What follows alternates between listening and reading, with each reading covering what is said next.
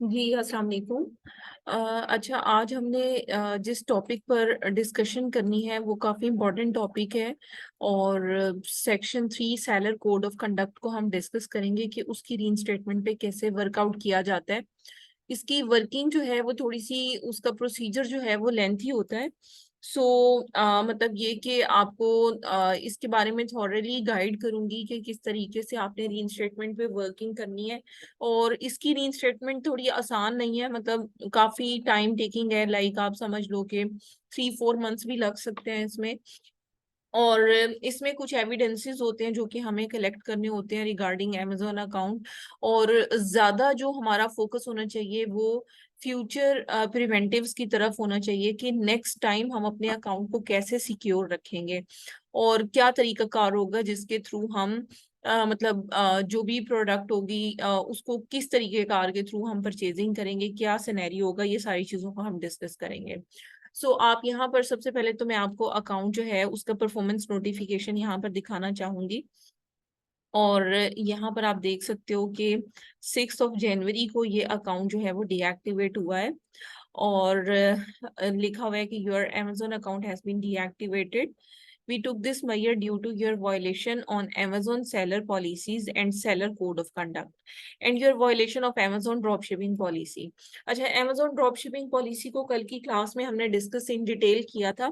अगर उसमें कोई कंफ्यूजन है तो आप काइंडली वहां से वीडियो को देख लीजिएगा, अदरवाइज क्वेश्चन आप पूछ सकते हैं। आज हम सीओसी यानी कि सेलर कोड ऑफ कंडक्ट को डिस्कस करेंगे। और जब ड्रॉप शिपिंग और सीओसी का कॉम्बिनेशन अकाउंट के ऊपर लगता है तो उसको कैसे रीइंस्टेट करना है, इस चीज के बारे में आपको गाइड करूंगी। पहले एक टाइम आया था कि शुरू में अकाउंट रीइंस्टेट हुए थे, फिर अमेजोन ने अपने सिस्टम को अपग्रेड करना शुरू किया ताकि नेक्स्ट टाइम वो सीओसी अकाउंट्स पर ना लगाए, ठीक है। तो उसके लिए अमेजोन ने क्या किया कि जितनी भी रीइंस्टेटमेंट्स थी उन्हें स्टॉप कर दिया था। लेकिन अब ग्रेजुअली क्योंकि उसने अपना सिस्टम अपग्रेड कर लिया है, वो चीजों को आइडेंटिफाई करना शुरू हो गया, उसने किसी और तरीके से वायलेशंस करना स्टार्ट कर दिए अकाउंट्स पर। उसने पहले ही चेकलिस्ट लगाना शुरू कर दी है। जब भी किसी अमेजोन के अकाउंट पे पहली लिस्टिंग होती है तो वो अकाउंट को डीएक्टिवेट करके पहले वेरिफिकेशन करता है दोबारा से सारी चीजों की कि कोई फ्रॉड तो नहीं हो रहा, कोई प्रॉब्लम तो नहीं हो रही। वो वहीं से उसने फिल्टर लगाना शुरू कर दिया है, तो अब डायरेक्टली सेक्शन 3 अकाउंट्स पर नहीं लग रहा, ठीक है। तो जब ड्रॉप शिपिंग और सीओसी दोनों चीजें आपस में कंबाइन होती हैं तो उसकी अपील किस तरह से लिखी जाती है और उसके फ्यूचर प्रिवेंटिव को आपने किस तरह से देखना है, ठीक है, वो चीजें मैं आपको गाइड करूंगी आज। अच्छा, अब सेलर कोड ऑफ कंडक्ट होता क्या है, और सबसे पहले आपको ये बताऊं कि सेक्शन 3 क्या होता है। सेक्शन 3 का मतलब ये होता है कि आप जब अमेजोन का अकाउंट बीइंग अ सेलर आप रजिस्टर करते हो अमेजोन के प्लेटफॉर्म पर, तो उसकी सारी टर्म्स एंड कंडीशंस को आप एग्री करके अकाउंट क्रिएट करते हो। अब जब अकाउंट पर सेक्शन 3 लगता है तो इसका मतलब ये होता है कि वो जो कॉन्ट्रैक्ट था या वो जो एग्रीमेंट आपने किया था जो आपके और अमेजोन के दरमियान था वो ब्रीच हो चुका है, यानी कि वो खत्म हो चुका है। अमेजोन ने उसको एट द स्पॉट टर्मिनेट कर दिया है। जो रिलेशनशिप सेलर और अमेजोन के दरमियान था वो अमेजोन ने टर्मिनेट कर दिया है, ठीक है। तो इसे बेसिकली सेक्शन 3 कहते हैं, अमेजोन बिजनेस सोल्यूशन एग्रीमेंट कहते हैं। सो अब हमेशा जो रीजन होती है ना वो व्हाई डिड दिस हैपन पे मतलब होती है। अब यहाँ पर देखो कि we took this measure due to Amazon seller policies and seller code of conduct. So seller policies और सेलर कोड ऑफ कंडक्ट यही है, ठीक है, जो अब हम डिस्कस करने जा रहे हैं। इसमें से कुछ ना कुछ हमने जरूर मिसयूज किया हुआ होता है जिसकी वजह से ड्रॉप शिपिंग के साथ सीओसी हमारे अकाउंट पर लगता है, ठीक है। तो उसमें सबसे पहली चीज होती है कि हम अपने कस्टमर को लेट से कोई एक्यूरेट इंफॉर्मेशन प्रोवाइड नहीं कर रहे या अमेजोन को कोई इंफॉर्मेशन प्रोवाइड नहीं कर रहे। तो सेलर कोड ऑफ कंडक्ट का जो फर्स्ट पॉइंट होता है उसमें यही होता है कि अमेजोन को जो भी इंफॉर्मेशन दे रहे हैं या जो भी आप इंफॉर्मेशन कस्टमर को दे रहे हैं वो एक्यूरेट इंफॉर्मेशन होनी चाहिए। सो आप यहाँ पर देख सकते हो कि एक्यूरेट इंफॉर्मेशन का मतलब ट्रैकिंग आईडीज भी हो सकती हैं। अब क्या होता है कि अकाउंट पे जो ऑर्डर्स लिए होते हैं, फॉर एग्जांपल अगर मैं just for the sake of example यहाँ पर आपको कुछ प्रोडक्ट्स दिखाऊं, तो ये देखो ये शिफ्ट ऑर्डर्स हैं कुछ यहाँ पर, ये प्रोडक्ट है। इसकी जो ट्रैकिंग है, अगर हमने ओरिजिनल नहीं दी, हमने ऑब्वियसली ड्रॉप शिपिंग में ट्रैकिंग ज्यादातर लोग फेक इस्तेमाल करते हैं, क्योंकि ट्रैकिंग ओरिजिनल अगर डालते हैं तो पकड़े जाते हैं, जैसे सैम्स क्लब की डालें, वॉलमार्ट की डालें या अमेजोन की डालें, तो वो ट्रैकिंग पकड़ी जाती है, ठीक है। तो उसमें क्या होता है कि ये जो ट्रैकिंग इन्फॉर्मेशन यहाँ पर दी होती है, ये हम कस्टमर को अगर गलत प्रोवाइड कर रहे हैं तो सीओसी की फर्स्ट मतलब जो पॉलिसी है उसको हम वॉयलेट कर रहे हैं, कि हम अपने कस्टमर को या अमेजोन को एक्यूरेट इन्फॉर्मेशन प्रोवाइड नहीं कर रहे, ठीक है। उसके बाद आपने देखना है कि ये आपके अकाउंट पे क्या क्या चीजें इंप्लीमेंट होती हैं सीओसी में से, इन सबको आपने अपनी अपील में कम्युनिकेट करना होता है। Act Fairlie and not miss use Amazon feature और सर्विसेज। अब अगर आपने प्रोडक्ट्स जो हैं वो उनके ऑर्डर्स ले लिए हैं, लेकिन आपने किसी भी वजह से आपने वो ऑर्डर्स फुलफिल नहीं किए, तो आप Amazon के फीचर और सर्विसेज को मिस यूज कर रहे हो। तो कुछ लोगों ने ये ट्रिक्स भी की होती हैं, ठीक है। तो इस तरह के अकाउंट तो बिल्कुल भी रीइंस्टेट नहीं होते जिस पर कोई ट्रिक एप्लीकेबल हो, ठीक है। उसके बाद देखिए, नॉट अटेम्प्ट टू डैमेज और abuse another seller their listing और रेटिंग्स। ये ज्यादातर पीएल के अकाउंट्स या इस तरह के अकाउंट्स पर सीओसी जब लगता है ना, तो उसमें ये ज्यादा एप्लीकेबल होता है कि अच्छा, कुछ ड्रॉप शिपिंग के अकाउंट्स भी इस तरह के होते हैं जिसमें बायर बन के आप या कोई भी इशू किसी और सेलर की लिस्टिंग पर जाकर अगर आप क्रिएट करने की कोशिश करते हैं तब भी सीओसी लगता है, लेकिन ये ड्रॉप शिपिंग में ये एप्लीकेबल नहीं होता पॉइंट, ठीक है। उसके बाद not attempt to influence customer rating feedback and reviews. हाँ, ड्रॉप शिपिंग में ये पॉइंट भी एप्लीकेबल हो सकता है, इन द सेंस कि अगर कोई भी कस्टमर कोई कंप्लेन करता है, कोई फीडबैक देता है, कोई नेगेटिव रिव्यू देता है, तो उस केस में हम अगर कोई ऑफर कस्टमर को करना शुरू कर दें कि आप ये रिव्यू रिमूव करें, हम आपको प्रोडक्ट भी दे देंगे, एक्स्ट्रा इंसेंटिव दे देंगे, या ये दे देंगे, डबल प्रोडक्ट दे देंगे, तो उस केस में Amazon अकाउंट पे सीओसी लगाता है, क्योंकि ये Amazon की पॉलिसी के खिलाफ है कि आप किसी को कोई भी इंसेंटिव का लालच देकर आप उससे रिव्यू मतलब मैनिपुलेट करने की रिक्वेस्ट सेंड करो, ठीक है। अगर ये अकाउंट पर हुआ है तो इसको भी आपने देखना है और इसको भी कम्युनिकेट करने की जरूरत होगी। उसके बाद है नॉट सेंड अनसोलिसाइटेड और इनअप्रोप्रिएट कम्युनिकेशन। अच्छा, जो भी कम्युनिकेशन है वो बिल्कुल फेयर होनी चाहिए, उसमें कोई भी नामुनासिब कम्युनिकेशन नहीं होनी चाहिए, ठीक है। Not contact customer except other than buyer seller messaging. अब देखें यहाँ पर एक बटन है, इस तरह से लेटर का बटन बना हुआ है, सो इसको इनवेलप का है, ठीक है। यहाँ से बस आपने कम्युनिकेशन करनी है जो भी करनी है, अगर इसके अलावा कहीं से कम्युनिकेशन करेंगे तब भी प्रॉब्लम होगी। अच्छा, एक से ज्यादा अकाउंट ऑपरेट करना अलाउ नहीं है अदर देन कि आपके पास कोई भी लेजिटिमेट बिजनेस हो, ठीक है। तो किसी भी सूरत में एक से ज्यादा सेलिंग अकाउंट ऑपरेट करना अलाउ नहीं है, ठीक है। Not engage in conduct that violates price fixing laws.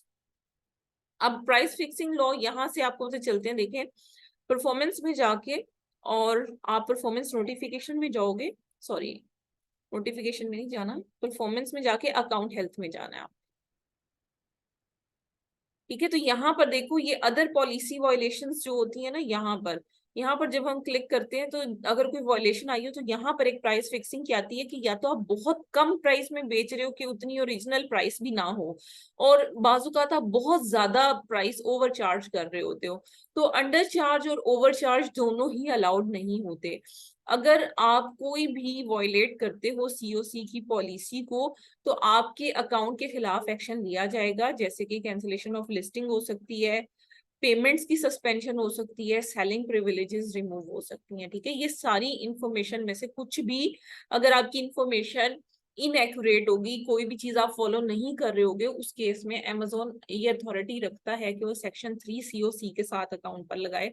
COC का मतलब ये पॉलिसीज ही हैं जो कि मतलब जो कि फॉलो नहीं होती ज्यादातर ड्रॉप शिपिंग में। पहला पॉइंट बहुत ज्यादा इंपॉर्टेंट है कि हम फेक ट्रैकिंग से इस्तेमाल कर लेते हैं, तो उसकी वजह से हम एक्यूरेट इंफॉर्मेशन अपने कस्टमर्स तक पहुंचा नहीं पा रहे होते हैं, ठीक है। तो ये सबसे इंपॉर्टेंट और मेजर पॉइंट है जिसकी वजह से सीओसी लगता है, ठीक है। क्योंकि ट्रैकिंग्स Amazon ने सिस्टम अपडेट किया है, वो ट्रैकिंग्स को इस कैपेबल है कि वो ट्रैकिंग्स को लाइक समझ लो कि ट्रैक कर सकता है अब, ठीक है। अच्छा, अब देखो आपने क्या करना है, परफॉर्मेंस में जाके नोटिफिकेशन, एक तो हमने देख लिया कि इसमें सीओसी का डायरेक्ट ही बस आया हुआ है और कुछ नहीं है, बाकी सारी ये कॉल मी नाउ इंक्वायरी है क्लाइंट ने खुद की हुई है। अच्छा, अब इसमें एक चीज आपको मैं बताती चलूं कि आप जब इसकी इस तरह के केसेस की इन्वेस्टिगेशन कर रहे होगे तो बहुत सारी चीजों में आपको क्लाइंट से हेल्प लेनी पड़ेगी, ठीक है, आप या जो भी पर्सन इस पर वर्किंग कर रहा था उससे आपको हेल्प लेनी पड़ेगी, ठीक है। उसमें सबसे इम्पोर्टेंट चीज ये है कि आपने सबसे पहले तो इन्वेंट्री देखनी है कि किस टाइप की आइटम सेल आउट कर रहे थे। फिर आपने देखना है, अभी यहाँ पर कोई भी आइटम्स एज सच शो नहीं हो रही क्योंकि इनकी ऑलरेडी सारी लिस्टिंग्स डिलीट हो चुकी हैं। जब लिस्टिंग्स डिलीट हो चुकी हो तो आपने मैनेज ऑर्डर्स में जाके सारे ऑर्डर्स को देखना है और आपको पता चल जाएगा कि किस टाइप की आइटम्स इस तरह के स्टोर पे सेल आउट हो रही थी।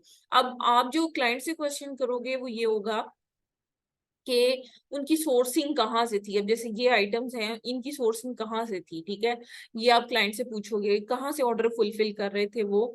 और उसके बाद आप जो क्वेश्चन पूछोगे वो ये पूछोगे कि इसमें फंड्स कितने स्टक हैं। अब इसमें फंड्स देख लें, कोई भी स्टक नहीं है, ठीक है। इसके बाद आप क्लाइंट से जो क्वेश्चन और पूछोगे, ऑब्वियसली अगर अकाउंट एलएलसी पर होगा तो अकाउंट के रीइंस्टेट होने के चांसेस हैं, अदरवाइज इंडिविजुअल अकाउंट्स के रीइंस्टेटमेंट के चांसेस नहीं होते, ठीक है। जो specially Pakistani information, Pakistani IPs और पाकिस्तानी वीएस ने स्पेशली अकाउंट्स रन किए हैं वो रीइंस्टेट नहीं हो रहे, ठीक है। सिर्फ एलएलसी बेस्ड अकाउंट सीओसी के रीइंस्टेट हो रहे हैं, ठीक है।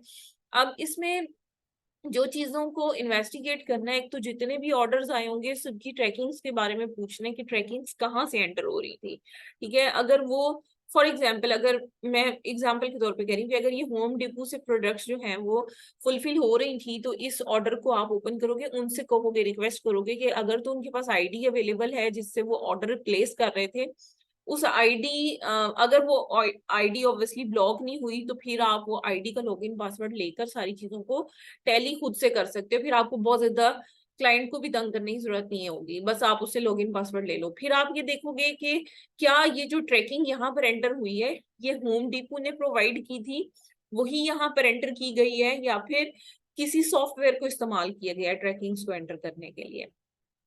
अगर कोई भी सॉफ्टवेयर इस्तेमाल हुआ है तो फिर वो आपने क्लाइंट से पूछ लेना है। अगर आपको खुद से यहाँ पर समझ नहीं आ रही तो क्लाइंट से आपने इन्वेस्टिगेशन करनी है कि कौन सा सॉफ्टवेयर इस्तेमाल हो रहा था। अच्छा, ये चीज हो गई। इसके बाद जो चीजें आपने यहाँ पर देखनी है, ऑब्वियसली आपको पता है ड्रॉप शिपिंग में खुद तो ऑर्डर फुलफिल नहीं करने होते, जितने भी ऑर्डर्स हैं वो आप थर्ड पार्टी रिटेलर से अपने बिहाफ पर ऑर्डर फुलफिल करवा रहे होते हो, ठीक है। तो उसमें उसके बाद आप देखोगे कि अगर तो कोई पेमेंट वगैरह इसमें स्टक है तो ठीक है, फिर आपको ज्यादा इसके ऊपर वर्किंग करने की जरूरत होगी। अदरवाइज ये है कि आपने क्लाइंट से जो भी ऑर्डर ये उसने फुलफिल किया, फॉर एग्जाम्पल ये ऑर्डर उसने फुलफिल किया, आप इस ऑर्डर की इनवॉइस उससे लोगे। इनवॉइस का मतलब ये नहीं है कि आपने पहले से प्रोडक्ट खरीद के रखी हुई है, जो ऑर्डर उसने होम डिपो से फॉर एग्जांपल प्लेस किया और प्रोडक्ट को शिप किया डायरेक्टली कस्टमर तक, तो होम डिपो की इनवॉइस आप डाउनलोड करोगे, ठीक है। वो इनवॉइसेस आपके पास होनी चाहिए ताकि आपको पता चले कि सच में ऑर्डर डिलीवर हुए भी हैं या नहीं, ठीक है। और ऑब्वियसली अमेजोन को भी रिक्वायर्ड होंगी वो इनवॉइसेस। अच्छा, इसके बाद जो भी वीए इस पे काम कर रहा था उसकी एक्सेस को रिमूव करना बहुत ज्यादा इंपॉर्टेंट है, ठीक है। अब वो आप कैसे रिमूव करोगे, यूजर परमिशंस में जाओगे और जो भी मतलब यहाँ पर वीए की होगी एक्सेस उसको आपने रिमूव करना है, ठीक है। और रिमूव करने के बाद करने से पहले आपने उस वीए का सारा डाटा भी कलेक्ट करना है उस क्लाइंट से। वीए का क्या क्या डाटा चाहिए, वीए की आइडेंटिटी इंफॉर्मेशन चाहिए, वीए कहाँ पर बैठकर अकाउंट ऑपरेट कर रहा था वहां का एड्रेस चाहिए होगा, ऑफिस एड्रेस जो भी उसका है। उसके अलावा मतलब किस डेट से किस डेट तक उसने काम किया, वो सारा डाटा आपको रिक्वायर्ड होगा। अच्छा, इसमें एक लेटर ऑफ कॉन्ट्रैक्ट होता है जिसे इनफॉर्मल कॉन्ट्रैक्ट कहते हैं वीए के साथ। वो कॉन्ट्रैक्ट आपने मतलब खुद से बना लेना है, या आप अगर क्लाइंट ने पहले से कोई वीए के साथ कॉन्ट्रैक्ट किया हुआ है तो आप वो कॉन्ट्रैक्ट की कॉपी ले सकते हैं, ठीक है। अच्छा, उसके बाद जब आप एक्सेस रिमूव करोगे तो क्लाइंट से कहोगे कि इसका लेटर ऑफ टर्मिनेशन बनाए, ठीक है। उसमें वो मेंशन करेगा कि भाई वीए ने इलीगल तो नहीं वो कहेगा, ऑब्वियसली वो कहेगा कि उसने ड्रॉप शिपिंग पॉलिसीज को वॉयलेट किया है और उसने अकाउंट को एज पर अमेजोन पॉलिसीज नहीं चलाया, जिसकी वजह से हम उसको टर्मिनेट कर रहे हैं। ठीक है, वो आपने टर्मिनेशन लेटर एक उनसे लेना है। ठीक है, ये सारी चीजें जब आपके पास आ जाएंगी तो उसके बाद जो आपका नेक्स्ट स्टेप होगा वो ऑब्वियसली अपील राइटिंग की तरफ होगा। अब अपील में आपको, जब आपने रूट कॉज को मेंशन करना है, तो रूट कॉज में आपने दोनों तरह की चीजों को मेंशन करना है, ड्रॉप शिपिंग प्लस सीओसी का जो पॉइंट है। ठीक है, दोनों को आपने रूट कॉज में मेंशन करना है। रूट कॉज को क्लियरली लिखोगे, टोटली वीए पर भी नहीं आपने डाल देना कि सारा कुछ वीए ने किया है। आपने चीजों को ओन करना है। ठीक है, आपने कहना है कि हमें इसके एक्चुअल प्रोसीजर्स का नहीं पता था, हमें इस तरह से गाइड किया गया तो हमने अलाउ कर दिया और हम इस तरह से सेलिंग करवा रहे थे। ठीक है, तो उसमें ज्यादातर अमेजोन पूछता है कि आपको ये मेथड कैसे पता चला और जो वी आपने ढूंढा था वो आपको कहाँ से मिला। ये सारी इंफॉर्मेशन आपको प्रोवाइड करनी होती है, मतलब जो आप अपील लिख रहे होते हो। प्लस उसके साथ जब आप मतलब जाते हो ना ये इमीडिएट एक्शंस पर, कि आपने फौरी तौर पर क्या किया, जो प्लान ऑफ एक्शन होता है उसमें आप लिखोगे कि हमने वीए टर्मिनेट कर दिया, अपनी जितनी भी लिस्टिंग्स हैं उनको डिलीट कर दिया। आपने वाकई लिस्टिंग्स जितनी भी है ना उनको क्लोज कर देना है। पहला स्टेप यही होगा आपका कि आपने लिस्टिंग डिलीट नहीं करनी, क्लोज कर देनी है सारी की सारी। लिस्टिंग क्लोज करने के लिए अब यहाँ पर कोई लिस्टिंग एक्टिव नहीं है फिलहाल। आपने, वैसे मैं बता देती हूँ प्रोसीजर, यहाँ पर मैनेज ऑल इन्वेंट्री पर जाकर यहाँ से जो भी इन्वेंट्री होगी उसका यहाँ पे बॉक्स होगा इस तरह का, उसको चेक करके यहाँ से, फिर यहाँ से एक्शन ऑन जीरो सिलेक्टेड अभी आ रहा है, वैसे वहां पर वन सिलेक्टेड आ जाएगा। ये सब पे आप सिलेक्ट करके यहाँ पर क्लिक करेंगे और क्लोज लिस्टिंग का बटन आ रहा होगा, उस पर आप क्लिक करेंगे तो लिस्टिंग सारी क्लोज हो जाएंगी। ठीक है, वो लिस्टिंग्स आपने क्लोज कर देनी है सारी की सारी। नेक्स्ट जो प्रोसीजर होगा इसमें वो ये होगा कि आप बताओगे कि हमने लिस्टिंग सारी क्लोज कर दी है। उसके बाद आप कहोगे कि अब हम सिर्फ वो प्रोडक्ट्स लिस्ट करेंगे जो कि ऑलरेडी हमारे पास इन हैंड होंगी। ठीक है, अब वो उसके लिए ऑब्वियसली आप बताओगे कि अब आप एफबीएम करने में इंटरेस्टेड हो या एफबीए करने में इंटरेस्टेड हो। फिर ऑब्वियसली आप अमेजोन को ये कहोगे कि हम अपना 100% जो मेथड ऑफ सेलिंग है वो एफबीए की तरफ शिफ्ट करेंगे। हम अपनी इन्वेंटरी खरीदेंगे, अमेजोन के वेयरहाउस में भेजेंगे और वहां से शिफ्ट करेंगे। ठीक है, तो एफबीए करने का आपने कमिटमेंट करनी है, 100% एफबीए, और उसमें डेट भी देनी होती है। अच्छा, उस डेट को अब आपने कैसे मेंशन करना है? आपको ना इसके लिए मतलब कुछ ना कुछ एफर्ट इस सेंस में क्लाइंट के साथ मिलके करनी पड़ेगी कि आपको कुछ इन्वेंट्री बाय करनी पड़ेगी। आप इन्वेंट्री बाय करो और मतलब किसी भी ऑथराइज्ड सप्लायर या डिस्ट्रीब्यूटर से आपने लेनी है प्रोडक्ट, 10 यूनिट्स उसके बेशक बाय करो सिर्फ। ठीक है, लो कॉस्ट आइटम देख लो, लेकिन उतनी कॉस्ट लाजमी होनी चाहिए जितनी प्रीवियस आइटम थी। फॉर एग्जांपल आप $12-15 की पहले प्रोडक्ट बेच रहे थे या 20-25 की बेच रहे थे, तो अभी भी इसी रेंज के अंदर आपने प्रोडक्ट खरीदनी है। और उसकी इनवॉइस भी साथ अटैच करोगे, उसको उन्हें कहोगे कि देखो हमने प्रोडक्ट्स अब एक्चुअली खरीद ली हैं, ये रेडी टू शिप है, हमारा अकाउंट रीइंस्टेट होगा तो हम फौरी तौर पे इसको एफबीए कर देंगे। ठीक है, तो उसमें एक तरह से डेट भी मेंशन हो जाएगी कि हम इस डेट से जो है वो इंटरेस्टेड है, हमारी इन्वेंट्री रेडी टू गो है, पैक हुई पड़ी है। आपको इनिशियली ये करना पड़ेगा। ठीक है, और जो होम डिपो वगैरह से जहां से आपने ऑर्डर फुलफिल किए होंगे उसकी इनवॉइसेस भी साथ में लगाओगे कि हमने कोई फ्रॉडलेंट एक्टिविटी नहीं की, हाँ पॉलिसी को जरूर वायलेट किया है, लेकिन अब हमने उस पॉलिसी के बारे में अपने आप को एजुकेट कर लिया, उसमें लिंक्स वगैरह आप डालोगे। और ये सारी चीजें आप एंटर करने के बाद अपील का ड्राफ्ट, कुछ सैंपल्स हैं मेरे पास जिनके थ्रू हमने सक्सेसफुली, मैंने आपको बताया था कि मार्च के लास्ट वीक में और अप्रैल के सेकंड वीक में कुछ अकाउंट्स हमने रीइंस्टेट किए थे सेक्शन 3 के, तो उसमें लाइक हमने उन फॉर्मेट्स को यूज किया था, तो मैं वो अपील्स आपके साथ शेयर कर दूंगी। ठीक है, तो ये सारा प्रोसीजर है जो कि मैंने आपको स्टेप बाय स्टेप बता दिया है, जिसके थ्रू हम अकाउंट को रीइंस्टेट कर सकते हैं। ठीक है, अब आपकी तरफ से जो क्वेश्चंस हैं काइंडली पहले आप उसको क्लियर कर लें, और फिर जो भी अकाउंट्स आप चेक करवाना चाहते हैं सेक्शन 3 के वो मैं आपको गाइड कर देती हूँ।